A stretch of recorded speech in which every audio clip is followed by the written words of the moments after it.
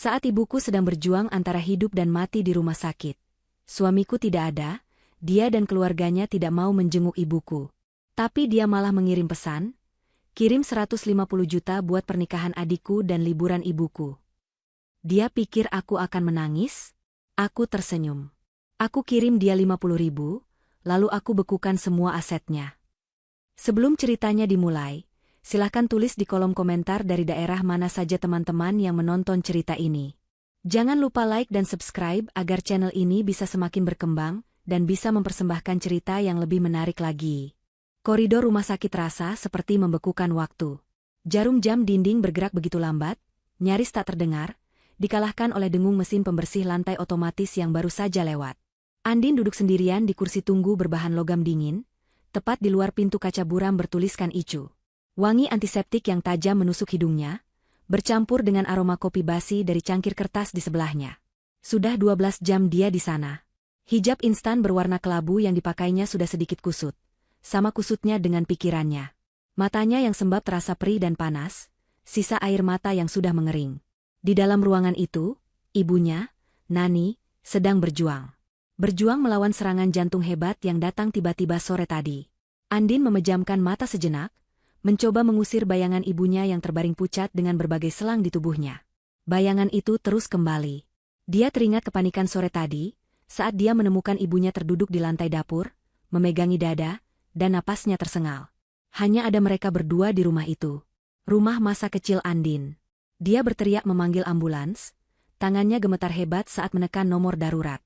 Sendirian dia mengantar ibunya ke rumah sakit. Sendirian dia mengisi formulir administrasi yang berlembar-lembar. Dan sendirian pula dia mendengarkan penjelasan dokter tentang kondisi kritis ibunya. Dia menarik napas panjang, menelan rasa getir di tenggorokannya. Dia tidak benar-benar sendirian. Dia punya suami. Dia punya keluarga mertua. Tapi di mana mereka? Ponsel di genggamannya terasa dingin. Sejak ibunya masuk ICU, Andin sudah berkali-kali mencoba menghubungi Ilham, suaminya. Panggilan pertama, Ilham menjawab dengan nada sedikit kesal. Ada apa, Din? Aku lagi sibuk banget ini. Lagi cek lokasi sama salsa buat dekorasi. Andin mencoba menjelaskan dengan suara bergetar. Mas Ilham, Ibu. Ibu Nani kena serangan jantung. Sekarang di ICU. Terdengar helaan napas berat di seberang sana. Ya terus gimana? Kamu urus saja dulu. Aku benar-benar tidak bisa tinggalin urusan pernikahan salsa. Ini penting. Kamu tahu sendiri Ibu Santi bagaimana? Penting. Andin mengulang kata itu dalam hati. Jadi, nyawa ibunya tidak penting. Hatinya mencelos. Tapi, Mas, kondisi ibu kritis. Aku butuh kamu di sini. Ilham terdengar gusar. Sudahlah, kamu jangan berlebihan.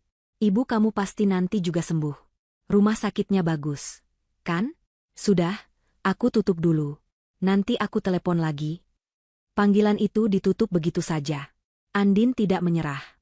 Dia menelepon lagi 1 jam kemudian. Tidak diangkat. Dia mengirim pesan, menjelaskan betapa seriusnya situasi. Pesan itu hanya dibaca, tanpa balasan. Putus asa, Andin mencoba menghubungi Ibu Santi, ibu mertuanya. Dia berharap, sebagai sesama ibu, Ibu Santi akan mengerti dan mungkin menyuruh Ilham untuk datang. Jawabannya lebih menusuk. Andin. Suara Ibu Santi terdengar nyaring dan tidak suka. Kamu ini ada-ada saja. Kami ini lagi pusing urus WO yang tidak becus. Kamu malah telepon bawa kabar begitu. Jangan bikin suasana tambah runyam, deh. Ilham itu lagi bantu salsa, adiknya mau nikah. Kamu sebagai kakak ipar harusnya mendukung. Jangan manja, urus saja ibumu sendiri. Klik. Panggilan dimatikan. Andin menatap layar ponselnya yang gelap. Manja.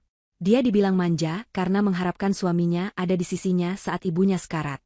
Dia adalah istri yang selama ini menopang keluarga mereka. Uang gajiannya sebagai manajer keuangan di sebuah perusahaan ternama jauh lebih besar dari gaji Ilham. Rumah yang mereka tinggali adalah rumah yang dibeli Andin dengan uangnya sendiri. Mobil yang dipakai Ilham dan Ibu Santi, cicilannya dibayar oleh Andin. Setiap bulan, dia mentransfer puluhan juta ke rekening Ibu Santi untuk biaya tak terduga dan biaya perawatan, padahal mertuanya itu sehat walafiat. Dia juga yang menanggung seluruh biaya pernikahan mewah salsa yang akan datang. Selama ini Andin diam. Dia hanya ingin menjadi istri yang baik, menantu yang berbakti. Dia pikir, pengorbanan finansialnya akan dibalas dengan penerimaan dan kasih sayang. Dia salah besar. Malam semakin larut. Koridor semakin sepi. Hanya ada dia dan beberapa keluarga pasien lain yang tertidur dalam posisi tidak nyaman di ujung koridor. Andin merasa kedinginan, bukan karena pendingin ruangan, tapi karena rasa sepi yang menggigit tulangnya. Dia merasa bodoh. Bertahun-tahun dia bekerja keras, mengumpulkan pundi-pundi, hanya untuk dihamburkan oleh keluarga suaminya yang tidak tahu terima kasih. Dan kini, di saat dia paling rapuh, dia ditinggalkan. Sakit di dadanya terasa sama hebatnya dengan sakit yang mungkin dirasakan ibunya. Dia adalah wanita berhijab yang selalu berusaha taat. Dia menahan amarahnya, mencoba beristighfar. Dia mencoba memaafkan. Tapi hatinya terlalu sakit. Dia menyandarkan kepalanya ke dinding yang dingin. Perasaan lelah yang luar biasa menyerangnya. Lelah fisik, lelah mental. Dia menatap pintu Icu lagi, berdoa dalam hati agar ibunya kuat. Tiba-tiba, ponselnya bergetar di tangannya. Bukan panggilan. Jantungnya sempat berdebar sedikit, berharap itu pesan dari Ilham yang mengatakan dia sedang dalam perjalanan. Andin mengangkat ponselnya. Layarnya menyala, menampilkan sebuah notifikasi. Itu adalah pemberitahuan dari aplikasi bank. Pesan itu berbunyi, transfer otomatis berhasil. Sebesar 20 juta rupiah. Ke rekening atas nama Ibu Santi. Itu adalah uang jatah bulanan tetap yang biasa dia kirimkan. Uang itu keluar tepat di tanggal 1, dini hari. Otomatis, tanpa peduli situasi. Andin menatap angka itu. 20 juta. Uang yang seharusnya bisa dia gunakan untuk menambah biaya perawatan ibunya jika diperlukan. Uang yang baru saja masuk rekening seorang wanita yang beberapa jam lalu menyuruhnya, jangan manja. Sesuatu di dalam diri Andin retak. Rasa sabarnya yang selama ini seperti sumur tanpa dasar, ternyata sudah sampai ke dasarnya. Dia tidak menangis lagi. Matanya yang tadi panas kini terasa dingin. Dia mematikan notifikasi itu, lalu kembali menatap lurus ke pintu Icu. Malam ini masih panjang, tapi Andin tahu, ada sesuatu yang sudah berakhir selamanya. 2 hari berlalu seperti dalam kabut. Andin nyaris tidak meninggalkan rumah sakit. Dia hanya pulang sebentar untuk mandi dan berganti pakaian, lalu kembali lagi ke sisi ibunya. Dia tidur di kursi tunggu, terbangun setiap kali ada suara langkah kaki perawat. Kondisi Ibu Nani masih sama. Stabil, tapi kritis. Beliau belum sadarkan diri. Dokter mengatakan 2 hari ke depan adalah masa yang sangat menentukan. Andin menghabiskan waktunya dengan membacakan doa dan mengaji di samping ranjang ibunya, berharap suaranya bisa menembus kabut koma yang menyelimuti ibunya. Selama 2 hari itu, ponselnya terus bergetar. Puluhan panggilan tak terjawab dari Ilham, Ibu Santi, dan Salsa. Ratusan pesan yang menumpuk, belum dibaca. Andin tahu, mereka pasti marah karena transfer bulanan 20 juta itu tidak ditambah. Atau mungkin Ilham marah karena Andin mengabaikannya. Andin tidak peduli. Dia mematikan nada deringnya, hanya menyisakan getar. Fokusnya hanya satu, kesembuhan ibunya. Pagi itu, di hari ketiga, setelah menyeka tubuh ibunya dengan air hangat, Andin duduk sejenak di kantin rumah sakit. Dia memaksa dirinya menelan sepotong roti dan segelas teh hangat. Tubuhnya butuh tenaga. Dia tidak boleh sakit. Saat itulah ponselnya bergetar lagi di atas meja. Kali ini sebuah pesan panjang dari Ilham. Jantung Andin sempat berdebar. Ada sedikit harapan bodoh di hatinya, bahwa mungkin Ilham akhirnya sadar. Mungkin ini adalah pesan permintaan maaf. Mungkin dia akan bertanya, bagaimana kondisi ibu? Dengan tangan sedikit gemetar karena kurang tidur, Andin membuka pesan itu. Bukan permintaan maaf. Bukan pertanyaan tentang ibunya. Itu adalah daftar perintah. Andin, kamu di mana? Kenapa telepon tidak diangkat? Pesan tidak dibalas? Kamu sengaja bikin ibu marah, ya? Ibu Santi bilang kamu pasti dendam karena masalah kemarin. Sudahlah, jangan kayak anak kecil. Sekarang aku tidak mau tahu. Ibu bilang transfer cepat 150 juta ke rekening ibu. Harus hari ini juga. Buat DP venue pernikahan Salsa yang baru, soalnya yang kemarin dibatalkan WO-nya. Sisanya buat ibu liburan ke Bali biar tidak stres urus pernikahan ini. Beliau butuh ketenangan. Pesan itu berlanjut. Kamu jangan pelit. Itu uang juga nanti buat masa depan kita. Pernikahan Salsa ini menyangkut nama baik keluarga. Kalau sampai batal, mau ditaruh di mana muka kita? Dan ibu juga butuh refreshing. Kasihan beliau. Jadi, transfer 150 juta itu sekarang. Harus besok pagi sudah masuk. Aku tunggu. Andin membaca pesan itu sekali, 2 kali, 3 kali. Otaknya yang lelah mencoba mencerna kata-kata itu. Stres. Ketenangan. Nama baik keluarga. Liburan ke Bali. 150 juta. Di seberang sana, di gedung yang sama, beberapa lantai di atas kantin ini, ibunya sedang berjuang antara hidup dan mati. Dan suaminya, serta keluarga suaminya, tidak sekalipun bertanya tentang itu. Mereka hanya peduli pada uang, pesta, dan liburan. Tiba-tiba, Andin merasakan sesuatu yang aneh. Sebuah tawa kering dan serak lolos dari bibirnya. Awalnya pelan, lalu semakin keras. Beberapa pengunjung kantin menoleh ke arahnya dengan tatapan aneh. Seorang wanita berhijab tertawa sendirian di kantin rumah sakit. Andin tidak peduli. Dia tertawa sampai air matanya keluar. Tapi ini bukan air mata kesedihan.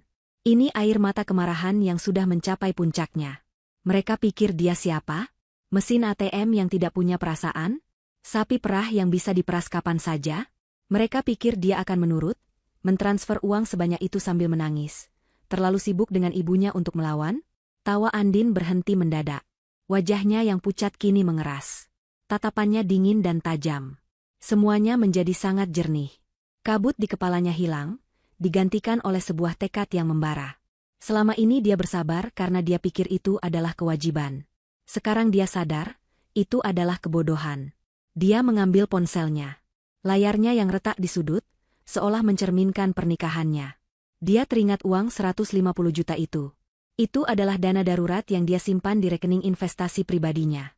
Uang yang dia siapkan bertahun-tahun untuk situasi darurat.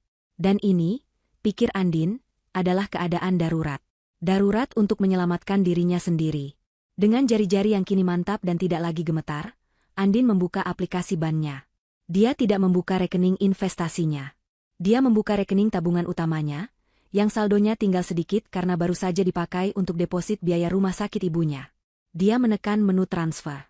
Dia memasukkan nomor rekening Ilham, nomor yang sudah dia hafal di luar kepala. Lalu, dia mengetik nominal. Bukan 150 juta. Dia mengetik 50 ribu.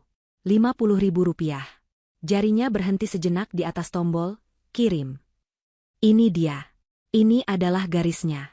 Setelah dia menekan ini, tidak ada lagi jalan untuk kembali. Dia tidak akan lagi menjadi Andin yang penurut. Dia tidak akan lagi menjadi Andin yang bodoh. Dia menekan tombol itu dengan kuat. Transfer berhasil. Kemudian, dia beralih ke aplikasi pesan. Membuka pesan panjang dari Ilham tadi. Dia menggulir ke bawah, ke bagian balasan. Dia mengetik balasan singkat, jelas, dan lugas. Ini buat beli pulsa. Jangan hubungi aku lagi. Dia menekan tombol, kirim. Pesan itu terkirim. Centang 2 biru. Dibaca. Seketika, ponselnya berdering hebat. Nama, Mas Ilham, muncul di layar. Andin menatap panggilan itu. Dia membiarkannya berdering sampai berhenti sendiri. Lalu berdering lagi. Nama, Ibu Mertua, muncul. Dia membiarkannya. Lalu, Salsa. Dia membiarkannya. Andin menekan tombol, silent, di sisi ponselnya. Lalu, dia membuka kontak pengacaranya. Pengacara keluarga yang mengurus warisan ayahnya dulu. Ada banyak hal yang harus dia urus. Dia tersenyum. Senyum yang dingin dan penuh perhitungan. Sebuah rencana besar mulai tersusun di benaknya. Rencana untuk memberikan mereka pelajaran. Ledakan itu tidak tertunda. Kurang dari 30 detik setelah pesan, ini buat beli pulsa, terkirim, layar ponsel Andin menyala seperti pohon Natal di tengah badai. Panggilan masuk dari Ilham. Andin menatap foto suaminya yang sedang tersenyum di layar. Senyum yang kini terlihat palsu dan menjijikan. Dia membiarkan panggilan itu berdering, berdering, dan berdering, sampai akhirnya mati sendiri dan berganti menjadi notifikasi panggilan tak terjawab. Semenit kemudian, pesan teks masuk. Kali ini penuh dengan huruf kapital. Kamu serius? Uang 50 ribu? Kamu menghina saya? Andin tidak membalas. Dia sedang berjalan kembali ke ruang tunggu Icu, langkahnya mantap. Pesan berikutnya. Cepat transfer sekarang. Aku tidak main-main. Andin. Ibu bisa marah besar. Lalu, panggilan lagi. Kali ini dari Ibu Mertua. Andin membiarkannya berdering. Disusul oleh panggilan dari Salsa. Dia juga mengabaikannya. Ponselnya bergetar tanpa henti di genggamannya. Getaran itu terasa seperti dengungan amarah jarak jauh, tapi anehnya, itu tidak membuatnya takut. Itu membuatnya merasa semakin kuat. Pesan suara mulai masuk. Andin tidak perlu mendengarnya untuk tahu apa isinya. Dia bisa membayangkan suara melengking Ibu Santi yang memaki-makinya, menyebutnya istri durhaka, menantu tidak tahu diuntung, pelit, dan segala julukan yang selama ini hanya berani diucapkan di belakangnya. Dia membayangkan Salsa yang merengek, mungkin sambil menangis, menyalahkannya jika pernikahan impiannya gagal. Dan Ilham, suaminya. Dia pasti sedang panik, terdesak di antara tuntutan ibu dan adiknya, dan kini menyadari sumber uangnya memberontak. Andin duduk kembali di kursi logam yang dingin. Dia membuka galeri fotonya. Menatap foto ibunya yang tersenyum saat mereka makan siang bersama sebulan lalu. Senyum tulus yang begitu kontras dengan senyum licik keluarga suaminya.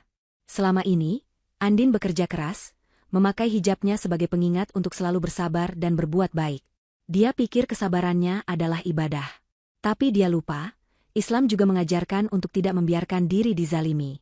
Dia lupa bahwa kebaikan yang disalahgunakan adalah kebodohan. Ponselnya bergetar lagi. Pesan baru dari Ilham. Oke.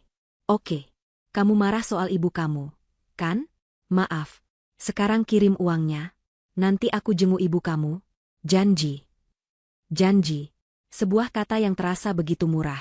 Andin menekan tombol, silent, di sisi ponselnya.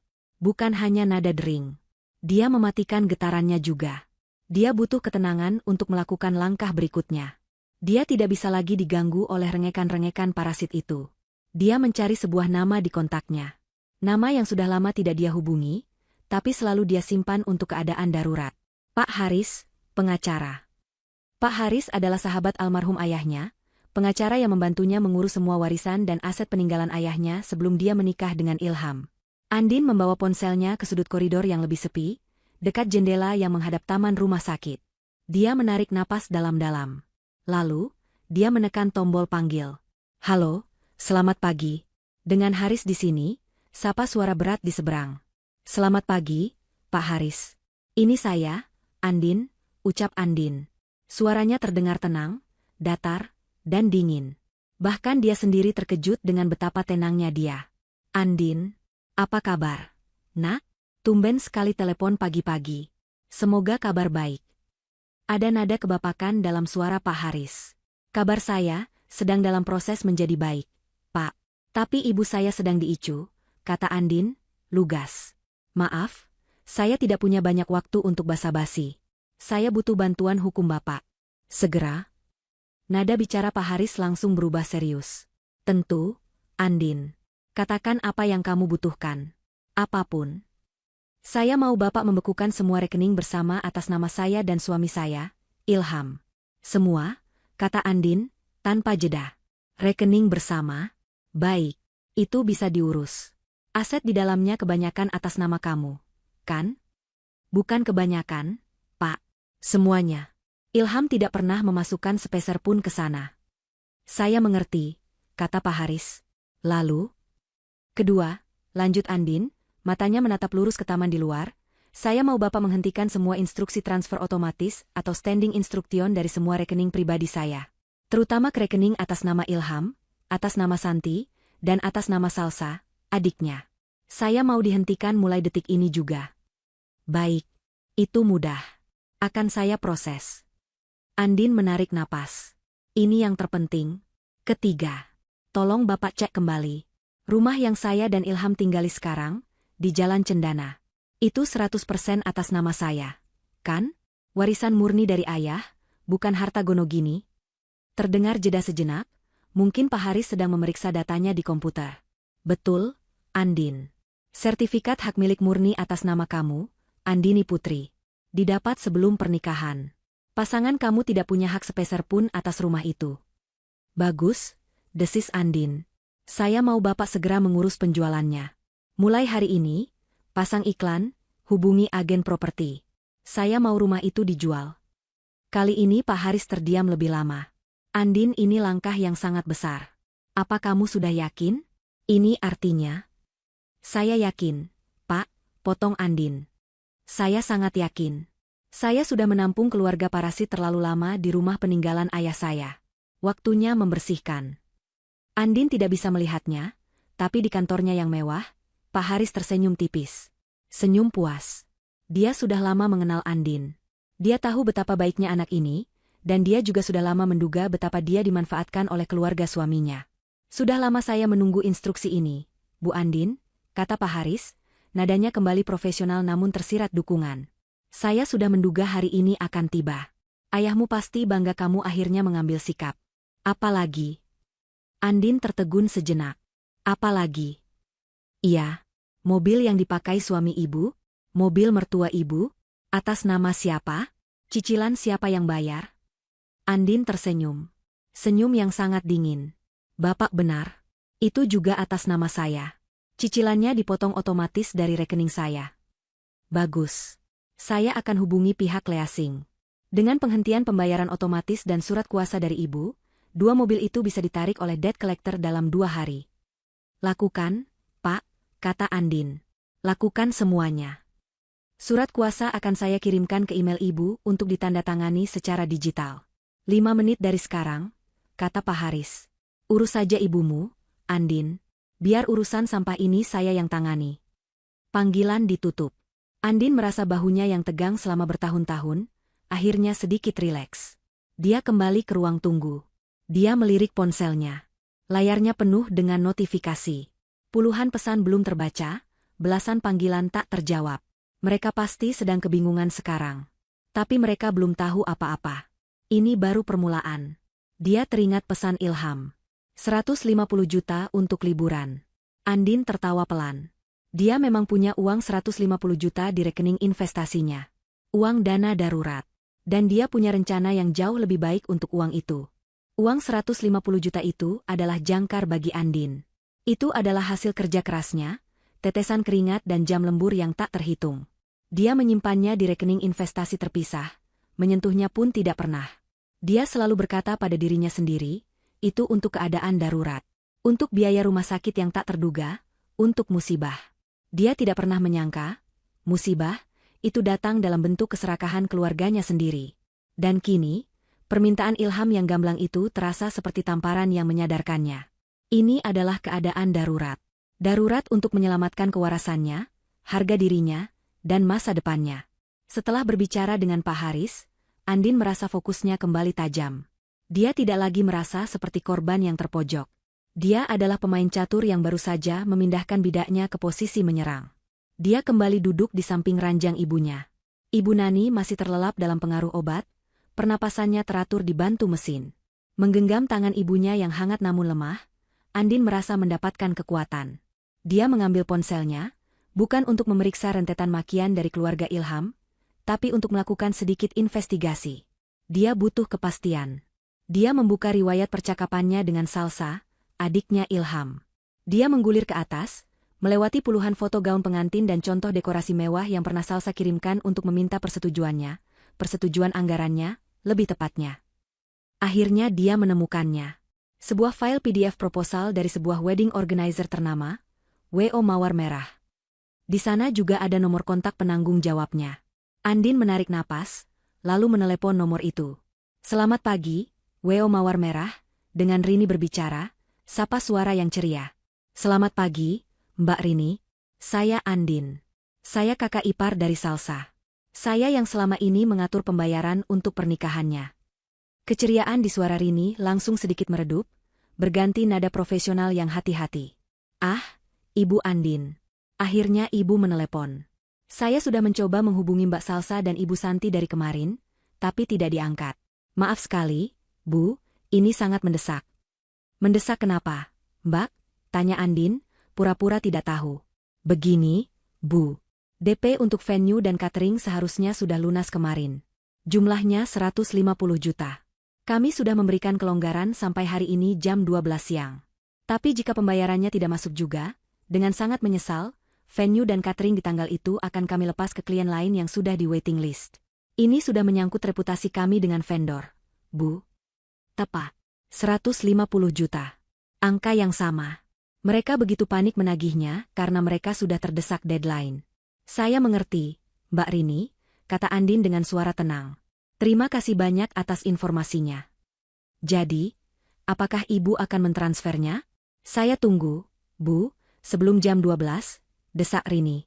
Saya akan mengurusnya, jawab Andin, ambigu. Tapi tolong, jangan beritahu Salsa atau Ibu Santi kalau saya menelepon. Biar ini jadi urusan saya. Andin menutup telepon. Jadi, 150 juta itu adalah lintah darat yang sedang mereka coba tempelkan padanya untuk menutupi utang mereka. Dia bisa saja membiarkannya. Membiarkan pernikahan Salsa batal, venue dilepas, dan mereka malu. Tapi itu terlalu mudah. Itu hanya akan membuat mereka malu sesaat. Dia ingin memberikan pelajaran yang tidak akan pernah mereka lupakan. Pelajaran tentang prioritas. Dia teringat sesuatu. Dia membuka laptopnya yang selalu dia bawa di tas kerjanya. Dia membuka folder lama. Ada sebuah percakapan via email dengan ibunya, sekitar setahun yang lalu. Ibunya mengiriminya tautan ke sebuah situs web. Andin, lihat ini. Yayasan Kasih Anak, tulis ibunya di email itu. Mereka membantu biaya pengobatan anak-anak penderita kanker dari keluarga tidak mampu. Mulia sekali, ya. Nanti kalau ibu ada rezeki lebih, ibu mau sekali bantu mereka. Doa anak-anak itu pasti makbul. Ibunya tidak pernah punya rezeki lebih. Karena setiap rezeki yang seharusnya didapat ibunya, setiap uang bakti yang ingin Andin berikan pada ibunya, selalu teralihkan ke kantong Ibu Santi dan Ilham yang seolah tak berdasar. Mata Andin terasa panas. Ibunya, bahkan dalam kesederhanaannya, memikirkan orang lain. Sementara mertuanya, dalam kemewahannya, hanya memikirkan diri sendiri. Andin membuka situs web yayasan itu. Halaman donasi terpampang jelas. Ada foto anak-anak kecil dengan kepala pelontos, namun tersenyum tegar. Hati Andin terketuk. Ini dia. Ini jawaban doanya. Ini cara terbaik menggunakan uang 150 juta itu. Dia tidak ragu sedetik pun. Dia membuka aplikasi banknya, masuk ke rekening investasinya. Dia melakukan pencairan dana darurat. Prosesnya instan. Lalu, dia kembali ke halaman donasi. Dia memasukkan nominal, 150 juta. Di kolom, nama donatur, dia tidak menuliskan namanya. Dia mengetik dengan jari yang mantap, donasi atas nama kesembuhan Ibu Nani binti Abdullah. Nama kakeknya. Dia ingin setiap doa yang terpanjat dari yayasan itu, dari anak-anak itu, mengalir langsung untuk ibunya yang sedang berbaring di ICU. Dia mengklik, konfirmasi transfer. Transaksi berhasil. Sebuah email berisi bukti transfer resmi langsung masuk ke inboxnya. Andin mengambil screenshot dari bukti transfer itu. Gambar sederhana berisi logo bank, jumlah transfer, dan nama penerima, Yayasan Kasih Anak. Inilah senjatanya. Bukan bom yang meledak, tapi pisau bedah yang mengiris tepat di jantung kesombongan mereka. Dia membuka WhatsApp. Dia abaikan puluhan pesan pribadi yang mengamuk. Dia langsung menuju ke grup, keluarga besar Ilham. Grup yang berisi semua bibi, paman, dan sepupu Ilham yang sombong. Grup di mana Ibu Santi selalu pamer tentang betapa suksesnya Ilham dan betapa royalnya menantunya, Andin. Grup yang sama di mana rencana pernikahan mewah Salsa dibahas setiap hari. Andin menarik napas. Dia tidak mengetik satu kata pun. Tidak ada penjelasan. Tidak ada makian balasan. Dia hanya memilih gambar screenshot bukti transfer 150 juta itu. Lalu, dia menekan tombol, kirim. Pesan terkirim. Centang 2 abu-abu. Lalu, dalam hitungan detik, berubah menjadi centang 2 biru. Terbaca. Pasti ada yang sedang online. Mungkin Ibu Santi sendiri, atau Salsa, yang sedang panik menunggu kabar transferan dari Andin. Mereka pasti membuka pesan itu, mengira itu bukti transfer untuk WO mereka. Andin bisa membayangkan kebingungan mereka. Mereka meminta 150 juta untuk pesta dan liburan. Mereka malah mendapatkan bukti 150 juta untuk amal. Andin meletakkan ponselnya di meja, layarnya menghadap ke bawah. Dia mematikan data internetnya. Cukup. Untuk hari ini, cukup. Dia kembali menggenggam tangan ibunya. Ibu, bisiknya pelan, Andin sudah menyalurkan rezeki atas nama ibu. Cepat sembuh, ya. Anak-anak itu mendoakan ibu. Dia merasa damai. Sangat damai. Dia tidak tahu, dan tidak peduli, bahwa di luar sana, di grup WhatsApp itu, sebuah bom waktu baru saja meledak tanpa suara. Pagi harinya, matahari bersinar cerah seolah mengejek kekacauan yang akan terjadi. Di butik desainer ternama di pusat kota, Ibu Santi dan Salsa sedang dalam suasana hati yang sangat baik. Mereka sudah melupakan kekesalan 2 hari lalu. Pesan 50.000 dan balasan sinis Andin mereka anggap sebagai tantrum seorang istri yang sedang stres. Mereka sangat yakin, di bawah tekanan dan ancaman, nama baik keluarga, Andin pasti akan luluh. Uang 150 juta itu pasti sudah masuk rekening Ibu Santi pagi ini. Lihat, Bu. Gaun ini, kata Salsa, berputar di depan cermin besar. Dia mengenakan gaun off-shoulder yang gemerlap, yang harganya saja sudah 80 juta. Pasti semua orang akan ternganga. Tentu saja, sayang, sahut Ibu Santi sambil menyeruput teh melati yang disuguhkan pelayan butik. Dia melirik jam tangannya. Jam 9:30. Dia sudah menyusun rencana. Setelah membayar DP venue, dia akan langsung mentransfer sisa uang 20 jutanya ke biro perjalanan untuk liburan mewahnya ke Bali. Dia sudah tidak sabar. Baik, Mbak Salsa, Ibu Santi, kata desainer itu sambil tersenyum. Gaunnya pas sekali. Jadi kita kunci yang ini, ya. Sesuai kesepakatan, kami butuh pembayaran uang muka 50% hari ini untuk memulai proses jahit. Tentu. Gampang, kata Ibu Santi dengan angkuh. Dia mengeluarkan kartu kredit platinumnya. Tolong diproses. Di tempat lain, di kantornya yang ber-AC dingin, Ilham sedang duduk di mejanya. Dia sama sekali tidak fokus pada layar komputernya. Dia gelisah. Dia belum berhasil menghubungi Andin sejak 2 hari lalu. Teleponnya tidak diaktifkan. Ilham mencoba meyakinkan dirinya sendiri. Andin hanya sedang emosi. Tapi Andin tidak pernah seperti ini. Namun, rasa gelisahnya dikalahkan oleh keyakinannya pada ibunya. Ibunya selalu bilang, Andin itu cinta mati padanya. Tidak mungkin Andin berani macam-macam. Uang itu pasti sudah ditransfer. Dia hanya perlu menunggu kabar dari ibunya. Kembali ke butik. Pelayan itu kembali dengan wajah sedikit ragu. Maaf, Ibu. Kartunya ditolak. Senyum Ibu Santi langsung kaku. Ditolak? Tidak mungkin. Coba lagi. Mesin kamu pasti rusak. Pelayan itu mencobanya lagi. Ditolak lagi, Bu. Limit tidak mencukupi. Wajah Ibu Santi memerah. Limit? Kartu ini limitnya ratusan juta. Dan dia tahu, cicilannya selalu dibayar lunas. Oleh Andin. Tidak mungkin. Berikan saya, bentaknya. Dia mencoba kartu lain. Kartu debit. Saldo tidak mencukupi, Bu. Keringat dingin mulai muncul di dahi Ibu Santi. Ini pasti ada yang salah. Dia buru-buru menelepon Ilham. Ilham. Kartu Ibu ditolak semua. Kamu cek rekening Ibu sekarang. Uang dari Andin sudah masuk atau belum? Ilham, yang mendengar nada panik ibunya, ikut panik. Sebentar, Bu. Dia buru-buru membuka aplikasi mobile banking. Dia masuk rekeningnya sendiri dulu. Dia tertegun. Saldonya tinggal Rp34.500. Seharusnya, kemarin Andin mentransfer uang saku bulanannya, 10 juta. Tidak masuk. Dia lalu mencoba mengecek rekening ibunya, yang juga terhubung di ponselnya. Dia memasukkan PIN.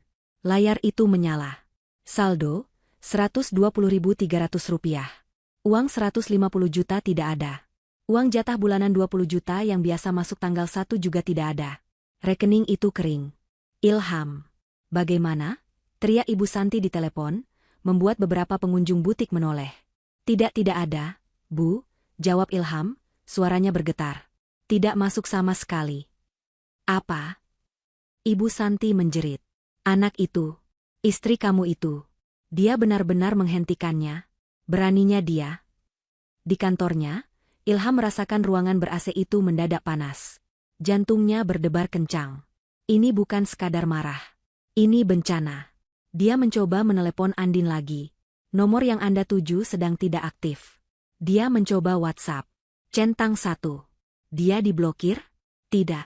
Mungkin hanya data selulernya mati. Tapi hasilnya sama saja. Andin menghilang. Di butik, suasana menjadi sangat memalukan. Maaf, Ibu Santi, kata desainer itu, suaranya kini dingin dan datar. Jika pembayarannya tidak bisa diselesaikan hari ini, kami tidak bisa melanjutkan. Salsa, yang masih memakai gaun 80 juta itu, mulai menangis. Bu, gimana ini? Malu, Bu, masa batal? Diam kamu, sentak Ibu Santi. Dia kalap. Dia harus mendapatkan uang itu. Dia kembali menelepon Ilham. Telepon istrimu. Seret dia. Suruh dia transfer sekarang. Atau ceraikan saja dia. Perkataan, ceraikan, Itu menggema di telinga Ilham. Dia panik. Dia tidak bisa menceraikan Andin. Menceraikan Andin berarti menceraikan sumber uangnya. Dia harus memperbaiki ini. Tepat pada saat itu, ponsel Salsa berdering nyaring. Di layarnya tertera nama, Rini, WO mawar merah. Wajah Salsa langsung pucat. Ini pasti soal DP venue 150 juta itu. Halo, Mbak Rini, sapanya dengan suara gemetar. Suara Rini di seberang sana tidak lagi ceria. Suaranya tegas, profesional, dan tanpa kompromi. Selamat siang, Mbak Salsa. Ini sudah jam 12:05. Saya konfirmasi, pembayaran DP 150 juta belum kami terima. Iya, Mbak. Maaf, ini lagi ada. Rini memotongnya. Tidak perlu, Mbak. Saya menelepon hanya untuk memberitahu. Sesuai perjanjian kita, karena deadline pembayaran sudah lewat, maka pemesanan venue, catering, dan seluruh vendor atas nama Mbak Salsa untuk tanggal tersebut, resmi kami batalkan. Batal? Pekik Salsa, matanya membelalak ngeri. Betul. Dan satu hal lagi, lanjut Rini, suaranya terdengar seperti ketukan palu hakim. Kami baru saja menerima telepon dari perwakilan hukum Ibu Andin, Pak Haris. Beliau secara resmi memberitahukan bahwa Ibu Andin mencabut segala jaminan finansialnya untuk acara ini. Jadi, semua sudah jelas. Salsa tidak bisa bernapas. Rini melanjutkan. Oh iya, venue untuk tanggal Mbak sudah diambil oleh klien kami yang lain di waiting list. Mereka baru saja membayar lunas 5 menit yang lalu. Selamat siang. Telepon ditutup. Ponsel itu jatuh dari genggaman Salsa, mendarat di karpet tebal butik tanpa suara. Tapi bagi Ibu Santi dan Salsa, suara itu terdengar seperti ledakan bom yang menghancurkan segalanya. Pernikahan itu batal. Jeritan Salsa adalah hal pertama yang memecah keheningan yang memalukan di butik itu. Bukan tangisan pelan, tapi jeritan melengking yang penuh amarah dan rasa malu. Batal. Semuanya batal. Ini semua gara-gara Andin. Ibu Santi, yang wajahnya sudah pucat pasi, ikut limbung. Dia mencengkeram meja kasir untuk menahan diri agar tidak jatuh. Apa maksudmu? Desisnya. Salsa, dengan air mata yang merusak riasan mahalnya, berteriak ke arah ibunya. WO barusan telepon. Semua dibatalkan. Pengacara Andin menelepon mereka. Dia mencabut semua uangnya. Habis kita, Bu. Habis. Para pelayan butik dan beberapa pelanggan lain yang sedang memilih kain, kini menatap mereka dengan campur aduk antara kaget dan geli. Adegan ini terlalu bagus untuk dilewatkan. Desainer pemilik butik itu memberi isyarat kepada Satpam. Maaf, Ibu Santi, Mbak Salsa, katanya dengan nada dingin. Saya rasa urusan Anda di sini sudah selesai. Silakan ganti baju Anda, Mbak, dan tolong selesaikan masalah Anda di luar. Diusir. Mereka secara harfiah diusir dari butik. Ini adalah puncak kehinaan bagi Ibu Santi, sosialita yang selama ini merasa menjadi ratu di mana saja dia berada. Dengan langkah gontai, Salsa masuk ke ruang ganti, membanting pintunya. Ibu Santi gemetar menahan amarah, malu, dan panik yang menjadi satu.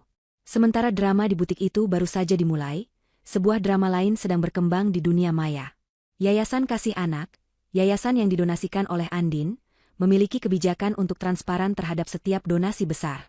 Tepat jam 1 siang, akun media sosial resmi mereka yang memiliki puluhan ribu pengikut, memposting sebuah unggahan baru. Itu bukan sekadar ucapan terima kasih biasa. Itu adalah sebuah poster digital yang dirancang dengan indah. Bergambar beberapa anak penderita kanker yang tersenyum, dengan tulisan besar di tengahnya, harapan baru telah tiba. Sebuah doa, sebuah berkah.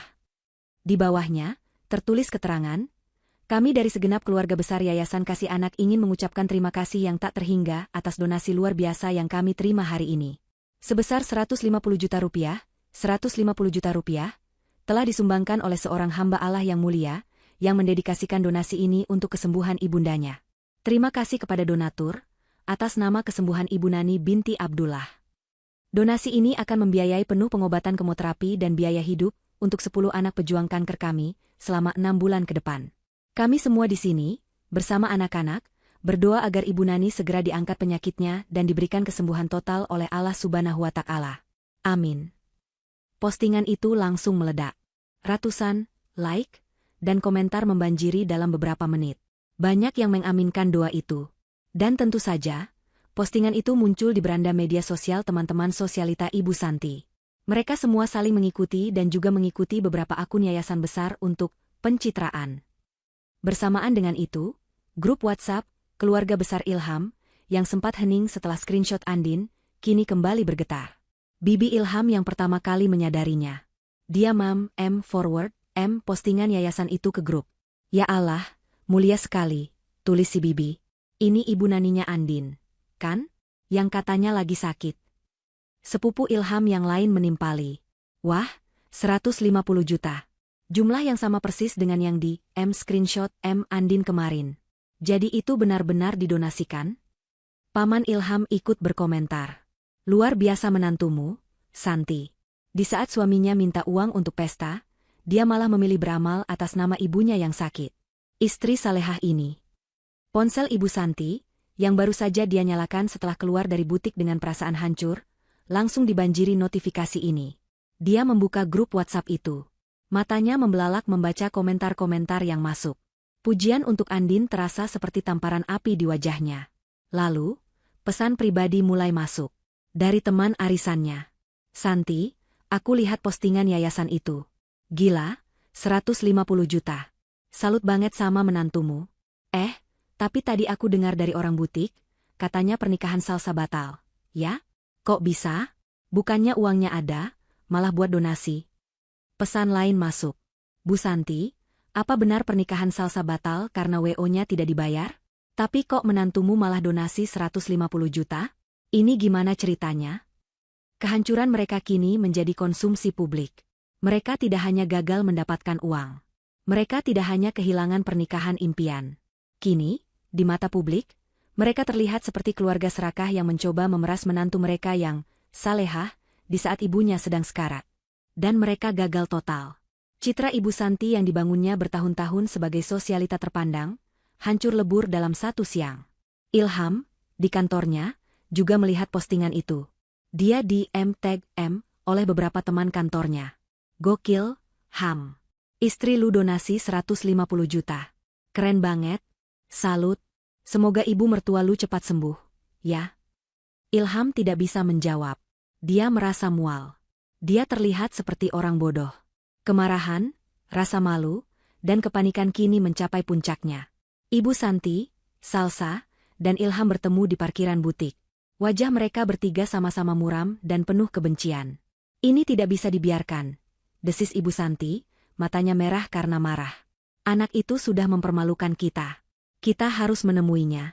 Kita harus membuat dia membayar semua ini. Benar, sahut Ilham, egonya sebagai suami dan anak laki-laki terkoyak habis. Dia tidak lagi peduli pada uang, dia peduli pada harga dirinya yang diinjak-injak. Kita ke rumah sakit sekarang. Kita paksa dia. Aku ikut, pekik Salsa. Aku akan jambak hijabnya. Dengan amarah yang membabi buta, mereka bertiga masuk ke dalam mobil Ilham, mobil yang cicilannya dibayar Andin. Mereka melesat menuju rumah sakit. Mereka tidak tahu bahwa ini adalah perjalanan terakhir mereka dengan mobil itu. Mereka tiba di lobi rumah sakit seperti badai. Berjalan cepat, marah, dan tidak peduli pada tatapan orang. Mereka langsung menuju meja resepsionis. Kami mau bertemu Andin. Di kamar mana ibunya dirawat? Bentak Ilham. Resepsionis itu kaget. Maaf, Pak. Atas nama pasien siapa? Nani, Ibu Nani, sahut Ibu Santi tidak sabar. Resepsionis itu mengetik di komputer. Dia lalu mengangkat wajahnya, ekspresinya berubah profesional. Maaf, Ibu, Bapak. Pasien atas nama Ibu Nani ada di ICU. Tapi... Ya sudah, kami ke ICU. Potong Ilham, langsung berjalan menuju lift. Tunggu, Pak.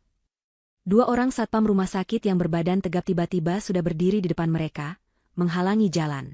Ada apa ini? Tanya Ilham, nada suaranya naik. Satpam yang lebih tinggi menatap mereka dengan tenang namun tegas. Maaf, Bapak, Ibu. Atas permintaan khusus dari Ibu Andin, penanggung jawab pasien, kami mendapat instruksi. Nama Bapak Ilham, Ibu Santi, dan Mbak Salsa, secara spesifik dilarang untuk mengunjungi pasien atau menemui Ibu Andin di seluruh area rumah sakit ini. Penolakan itu terasa seperti dinding beton yang tiba-tiba tumbuh di depan mereka. Ilham, Ibu Santi, dan Salsa berdiri terpaku di lobi rumah sakit yang mendadak terasa sangat ramai. Tatapan beberapa pengunjung dan perawat yang penasaran menusuk mereka. Dua satpam berbadan tegap itu berdiri diam, wajah mereka profesional namun tidak menyisakan ruang untuk negosiasi. Anda tidak bisa melakukan ini. Ilham maju selangkah, mencoba menggunakan sisa-sisa otoritasnya. Saya suaminya. Andin itu istri saya. Saya punya hak.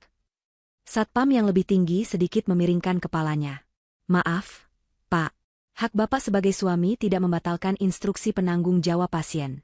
Ibu Andin secara spesifik menyebut nama Bapak, Ibu, dan Mbak ini, katanya, menunjuk mereka satu persatu. Perintahnya jelas, tamu yang tidak diinginkan dan berpotensi mengganggu ketenangan pasien.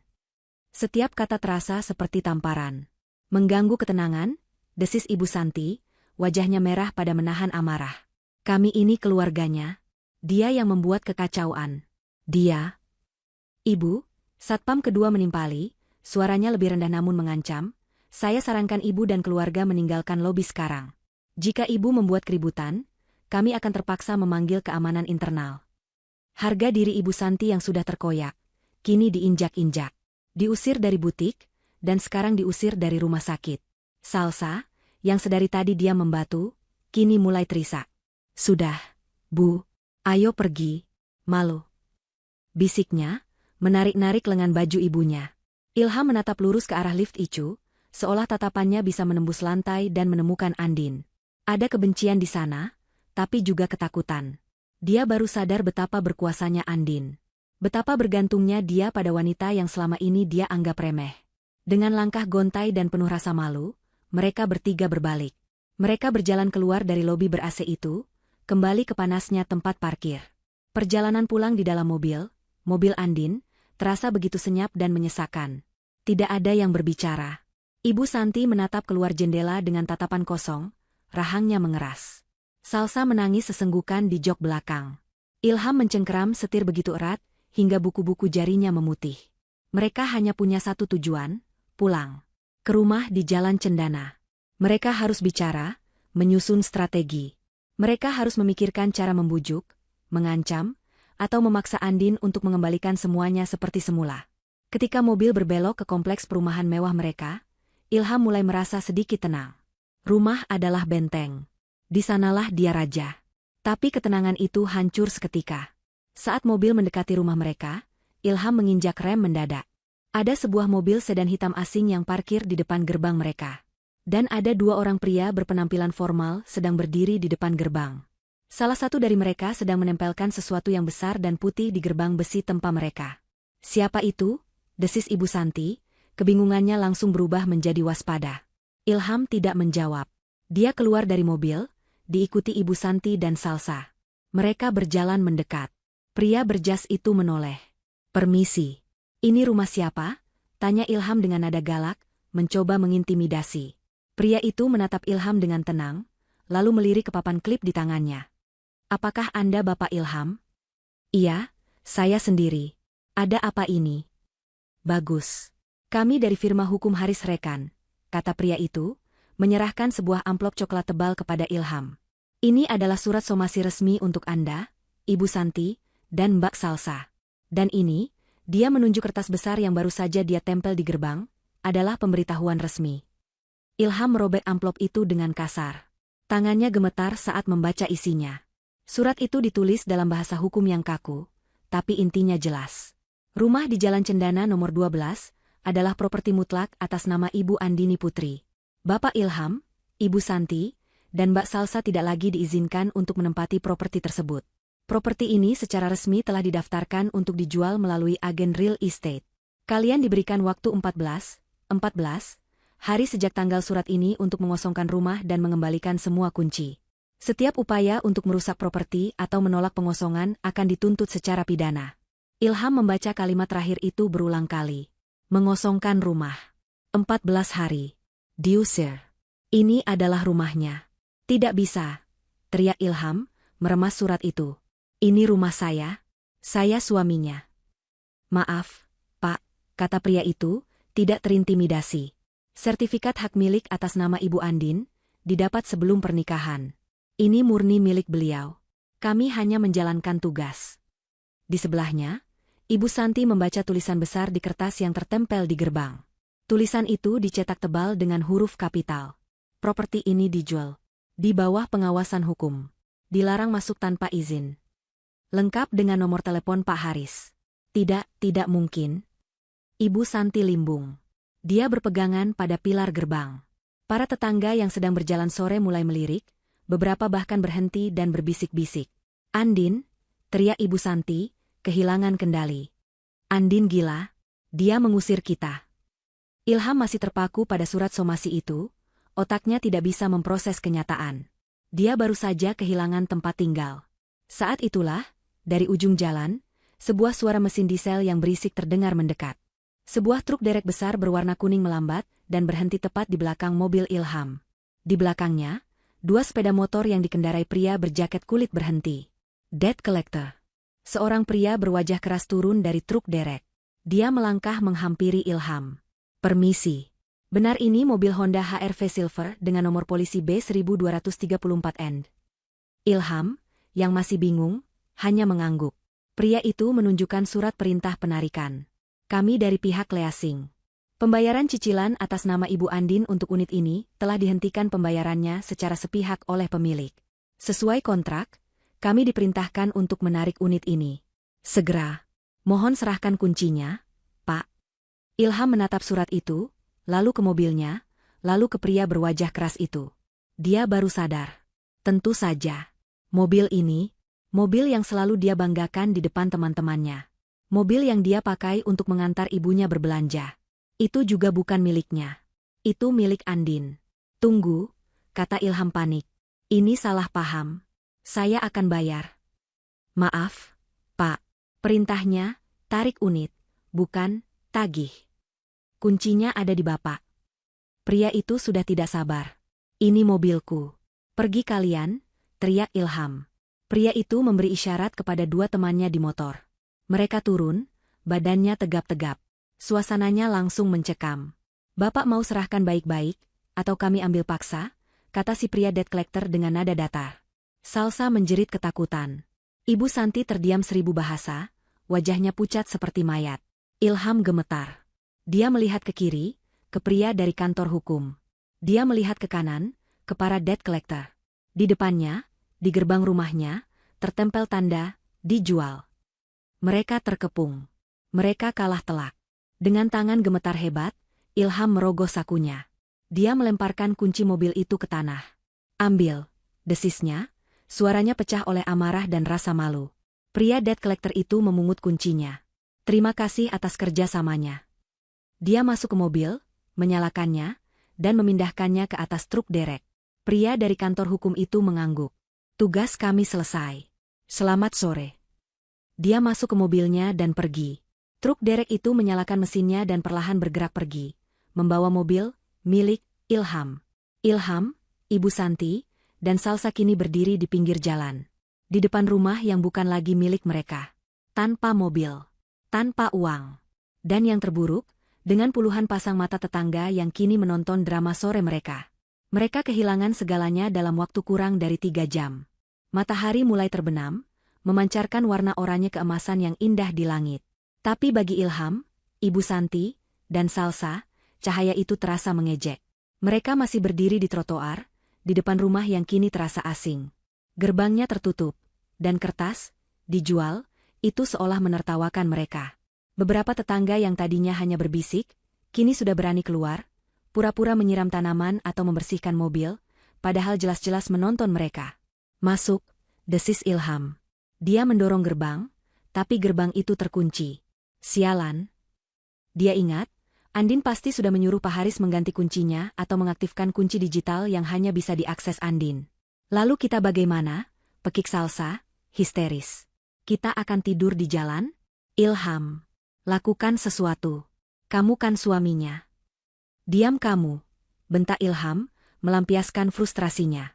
Kamu pikir ini gampang? Ibu Santi, yang sedari tadi dia membatu, kini mulai bergerak. Wajahnya yang pucat kini dipenuhi amarah yang dingin. Kita tidak bisa di sini. Malu, katanya lirih. Ayo pergi. Pergi kemana? Tanya Ilham, bingung. Kita tidak punya mobil. Kita tidak punya uang. Telepon, kata Ibu Santi. Telepon kerabat. Telepon Tante Farida. Telepon pamanmu. Minta jemput. Ilham ragu. Semenjak dia, sukses, menikahi Andin, keluarganya menjaga jarak dengan kerabat yang lain. Ibu Santi selalu merasa mereka yang paling hebat. Tapi kini dia tidak punya pilihan. Dia mengeluarkan ponselnya, membuka kontak. Dia menelepon pamannya. Panggilan itu diangkat. Halo, Ilham? Tumben? Halo, Paman. Maaf mengganggu. Bisa tolong? Oh, iya, Ham.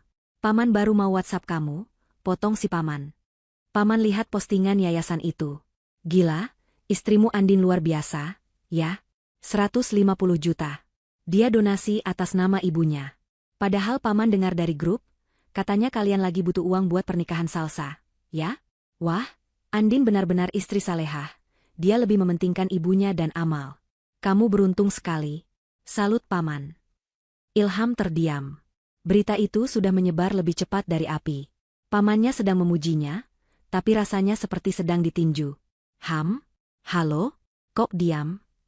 Iya, Paman. Dengar, begini, Paman, kami lagi ada masalah sedikit di jalan.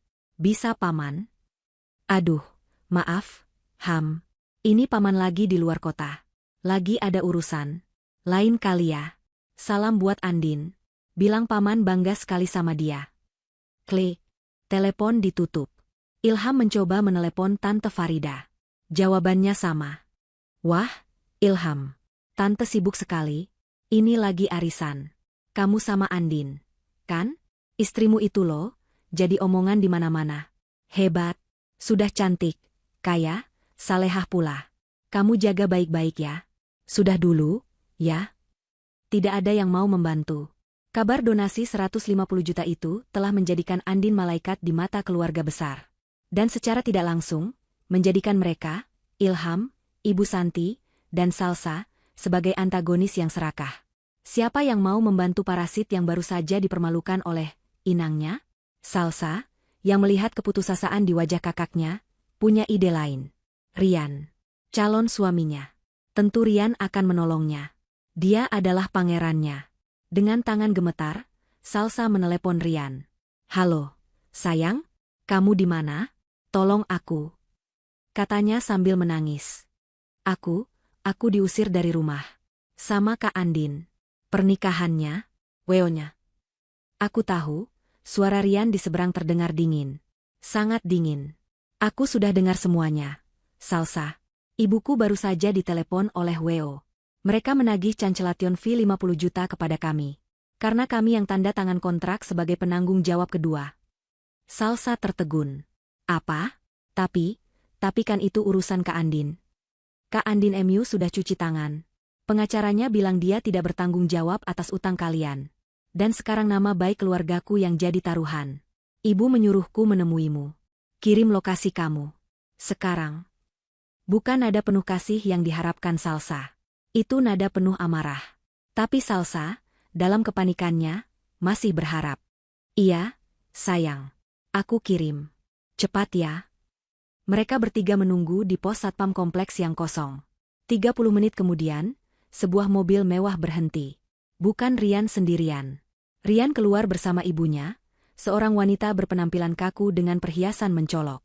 Salsa, sapa Ibu Rian, tanpa basa-basi. Saya mau bicara. Mereka berdiri di trotoar. Ibu Rian menatap Ibu Santi dengan tatapan merendahkan. Jadi ini, Bu Santi, keluarga yang katanya terpandang, ternyata menumpang hidup sama menantu? Jaga mulut Anda, desis Ibu Santi, walau suaranya lemah. Saya tidak perlu jaga mulut, bentak Ibu Rian. Kalian sudah mempermalukan keluarga saya. Kalian memesan pernikahan mewah tanpa punya uang. Dan sekarang kami yang dikejar-kejar utang cancellation fee. 50 juta. Salsa menatap Rian, memohon. Rian, tolong. Sayang. Rian membuang muka. Dia tidak berani menatap Salsa. Maaf, Sal, katanya pelan. Ibuku benar. Aku tidak bisa menikahi wanita dari keluarga penipu. Penipu? Pekik Salsa. Ya, penipu, sahut Ibu Rian. Mengaku kaya, ternyata miskin. Pernikahan ini batal. Dan dengar baik-baik, kami tidak akan membayar utang kalian. Kami akan menuntut kalian secara hukum untuk 50 juta itu. Ini surat tagihannya. Silakan dinikmati. Dia melemparkan selembar tagihan dari WO ke dada Salsa. Rian dan ibunya masuk ke mobil dan pergi, meninggalkan Salsa yang terduduk lemas di trotoar, memegang surat utang. Ilham dan Ibu Santi hanya bisa menonton. Mereka sudah sampai di titik terendah.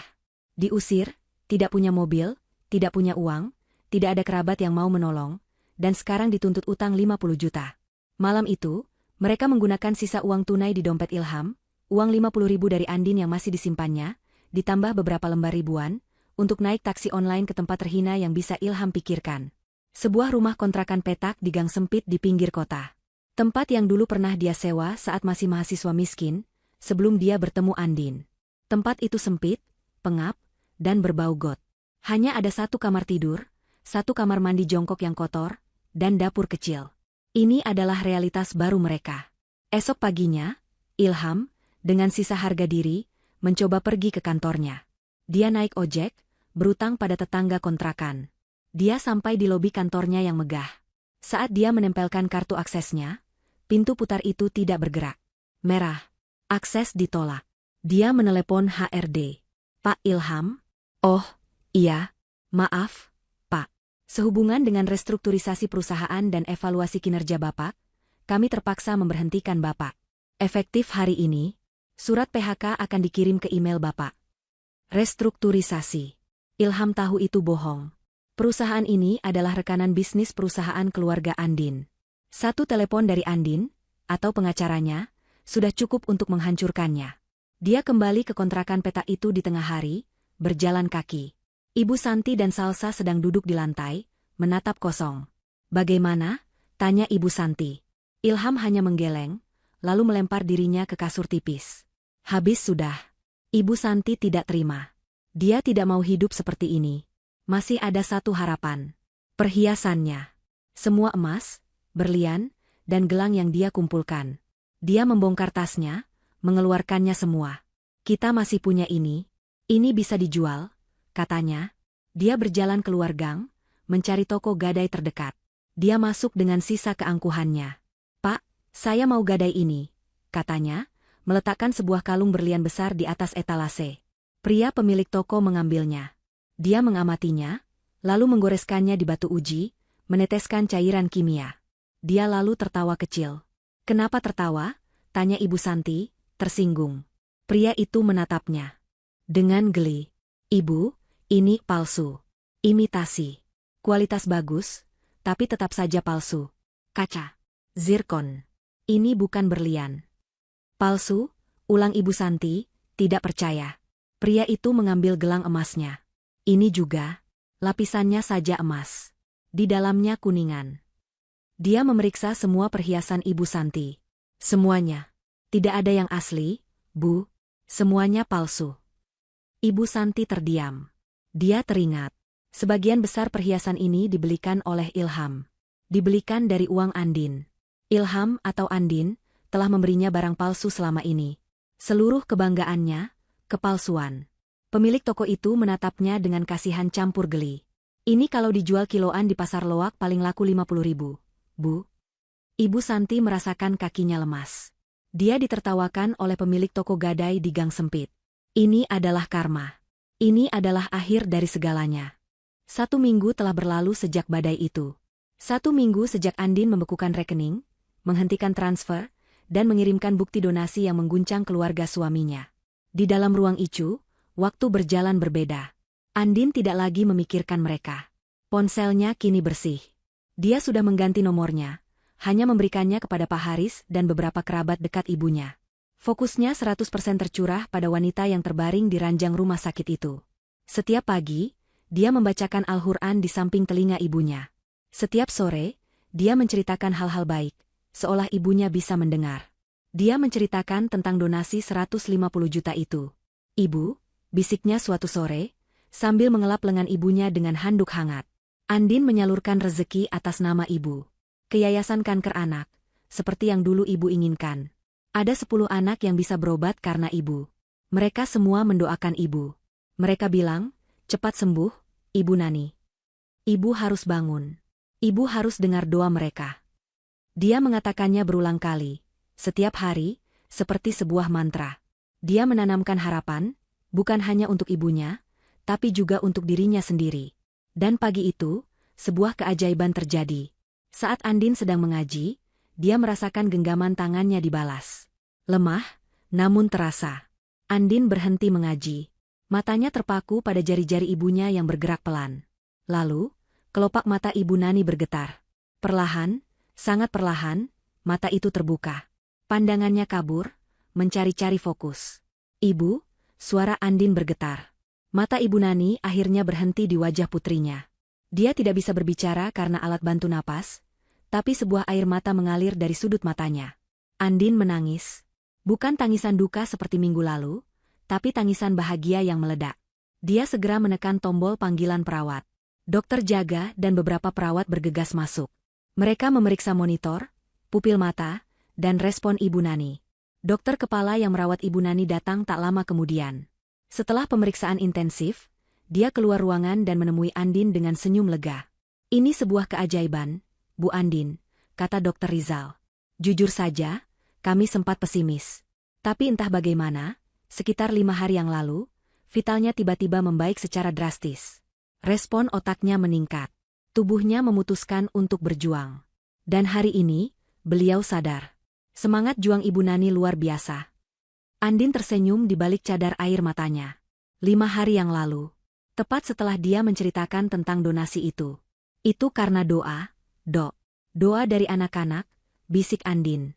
Pemulihan Ibu Nani berjalan lebih cepat dari yang diperkirakan. Dalam beberapa hari, alat bantu napasnya dilepas. Dia dipindahkan ke ruang perawatan VIP. Andin merawatnya dengan telaten. Dia menyuapi ibunya bubur, membantunya belajar berbicara lagi, dan menceritakan semua hal, kecuali tentang pengkhianatan Ilham. Dia hanya bilang, Andin sedang mengurus perpisahan dengan Mas Ilham. "Bu, sudah tidak cocok. Doakan Andin, ya." Ibu Nani, yang masih lemah namun tatapannya tajam, hanya mengangguk dan mengelus kepala putrinya. Dia mengerti lebih dari yang Andin kira. Di sela-sela merawat ibunya, Andin mengurus kebebasannya. Pak Haris datang ke rumah sakit, membawa sebuah map tebal. "Semua beres, Bu Andin," katanya di lobi. "Rumah sudah ada penawar tertinggi. Jauh di atas harga pasar." "Mereka panik, Bu. Saya dengar dari informan, mereka sekarang tinggal di kontrakan petak di pinggir kota. Ilham di PHK.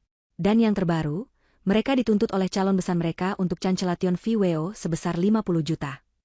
Andin mendengarkan semua itu dengan tenang. Tidak ada rasa kasihan. Tidak ada juga rasa puas yang berlebihan. Hanya rasa lega. Seperti beban berat yang akhirnya terlepas. Dan ini, Pak Haris menyodorkan selembar kertas dan pulpen. "Surat gugatan cerai. Sudah saya masukkan tuntutannya. Penelantaran dalam rumah tangga, terutama saat ibu sakit kritis. Dan kerugian moral serta material. Tanda tangan di sini." Andin mengambil pulpen itu. Dia teringat hari pernikahannya. Dia teringat janjinya untuk menjadi istri yang patuh. Dia pikir kepatuhan berarti menelan semua kepahitan. Dia salah. Dia menarik napas panjang, lalu membubuhkan tanda tangannya dengan mantap. Tidak ada keraguan sedikit pun. Itu bukan tanda tangan di atas surat cerai. Itu adalah tanda tangan di atas deklarasi kemerdekaannya.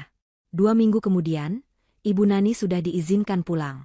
Dia masih harus menggunakan kursi roda untuk sementara, tapi semangatnya sudah kembali. Andin mendorong kursi roda ibunya menyusuri koridor rumah sakit yang kini terasa ramah.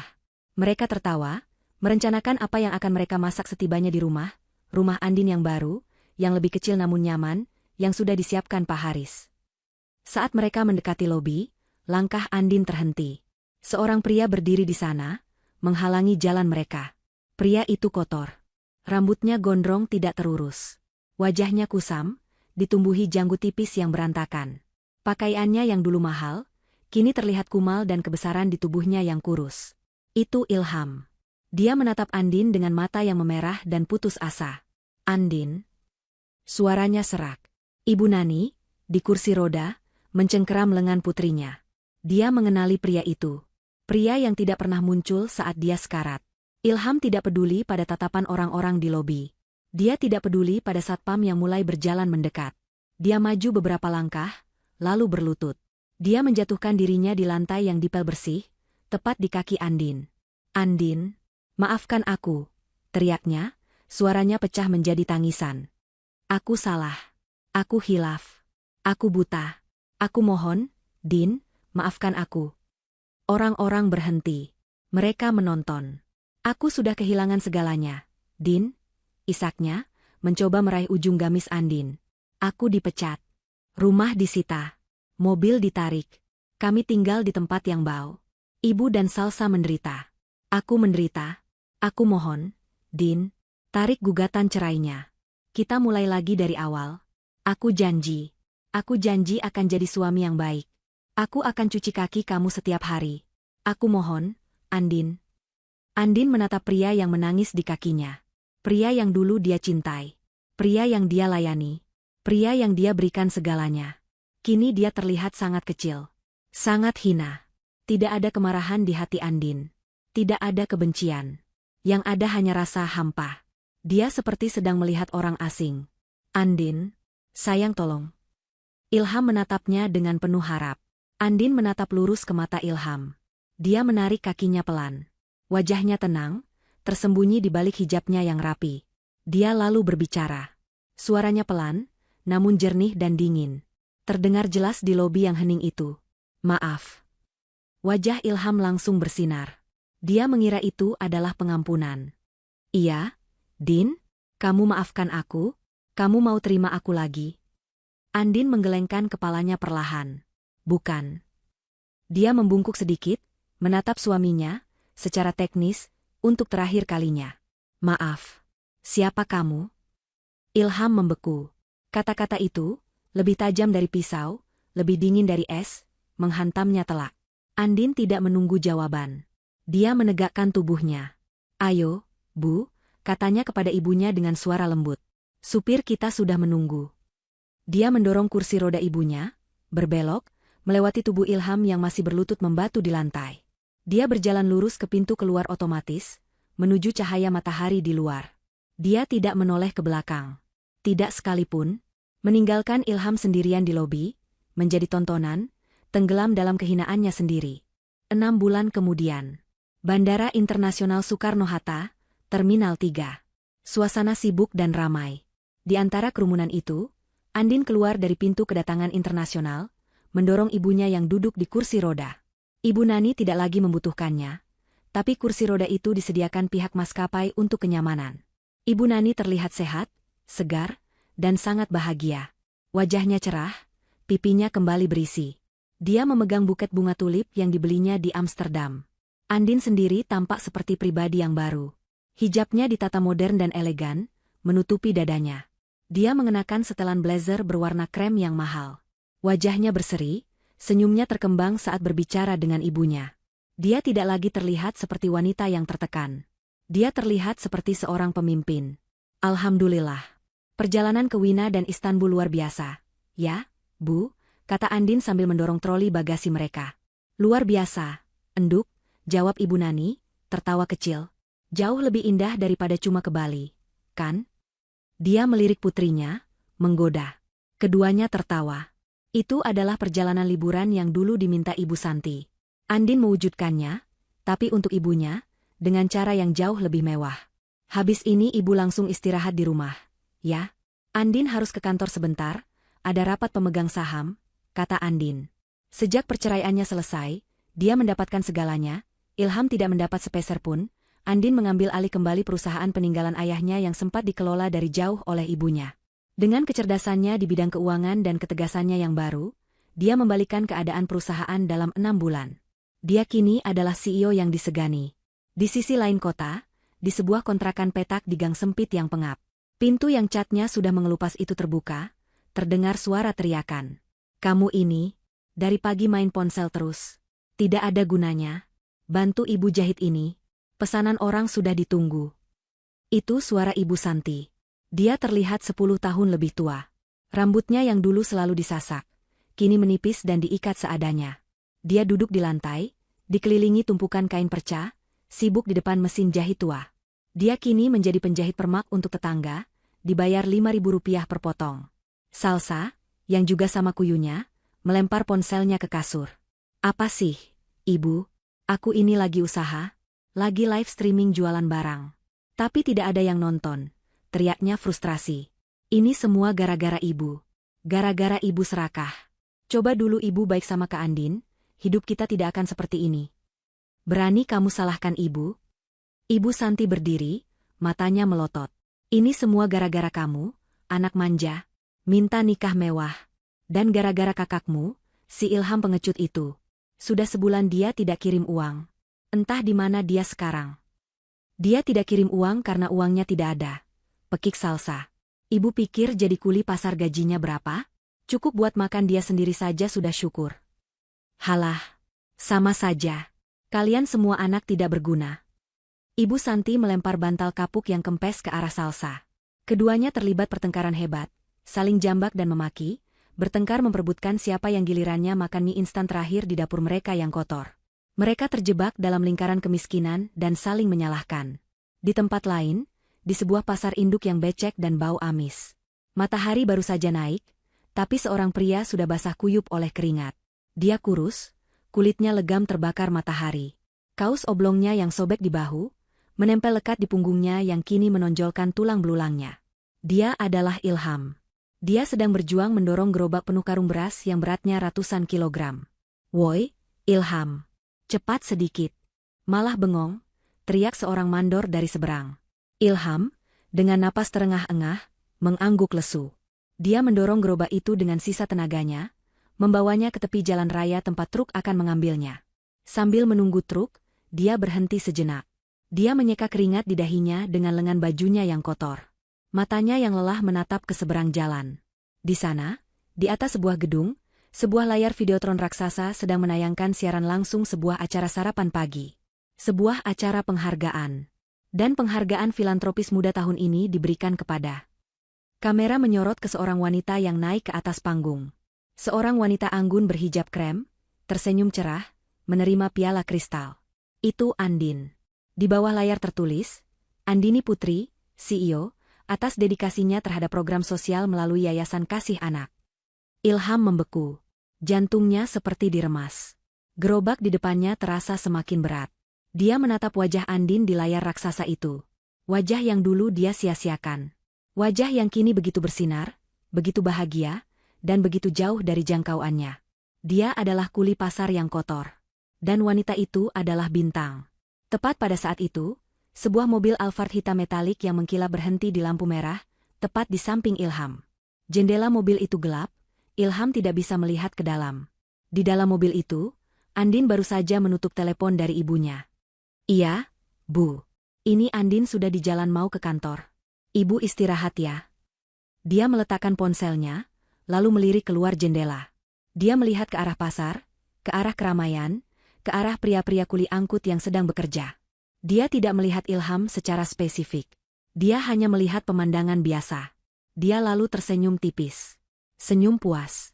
Bukan karena melihat penderitaan siapapun, tapi karena dia bersyukur atas hidupnya sekarang. Dia telah melewati badai dan menemukan pelanginya. Lampu berubah hijau. Mobil mewah itu meluncur mulus di atas aspal, berbelok tajam menjauhi pasar, membawanya menuju gedung-gedung pencakar langit tempat kantornya berada. Di trotoar, Ilham masih berdiri membatu, menatap layar videotron itu. Klakson truk di belakangnya menyadarkannya. Weoi, jalan. Menghalangi saja. Ilham tersentak. Dia menundukkan kepalanya dalam-dalam, menyembunyikan wajahnya yang penuh keringat dan air mata penyesalan. Dia kembali memegang gagang gerobaknya, dan dengan sisa tenaga, mendorong karmanya di bawah terik matahari pagi.